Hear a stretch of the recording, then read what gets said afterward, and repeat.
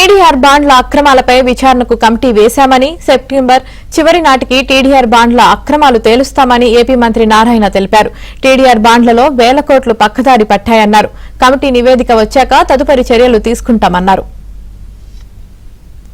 గత ప్రభుత్వంలో అన్ని అస్తవ్యస్తమైన నిజంగా అన్ని అస్తవ్యస్తం. అసలు ఏది కూడా ఫైనాన్షియల్ ప్లానింగ్ లేదు, వర్క్స్ ప్లానింగ్ లేదు, అన్ని జిగ్జాగే. మున్సిపాలిటీస్ లో ఈరోజు 1.5 crore పాపులేషన్ ఉంటే, ఈ రాష్ట్రంలో 5 కోట్ల జనాభా ఉంటే 1.5 crore మున్సిపాలిటీస్ లో ఉంటారు. వాళ్ళకి వసతులు చేయాలంటే డబ్బులు రావాలా. సిఎఫ్ఎంఎస్ చూస్తే డబ్బులు వాళ్ళు ట్యాక్స్లు కానీ, ఏది హౌస్ ట్యాక్స్ కానీ, వాటర్ ట్యాక్స్ కానీ ఏది కట్టినా సిఎఫ్ఎంఎస్ లో పడుతుంది. దాన్ని డైవర్ట్ చేశారు. ఈరోజు యాజిటీస్గా లెక్కలు తీస్తే దాదాపు 1900 కోట్లు సిఎఫ్ఎంఎస్ వాళ్ళు ఖర్చు పెట్టేశారు. అంటే ఎవరు దోచిన వాళ్ళు పెట్టుకున్నారు. అది పరిపాలన కాదు.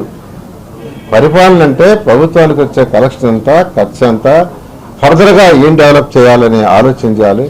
అలా అనాలోచితంగా గత ప్రభుత్వం చేసి అన్ని సెక్టర్స్ని నాశనం చేసింది.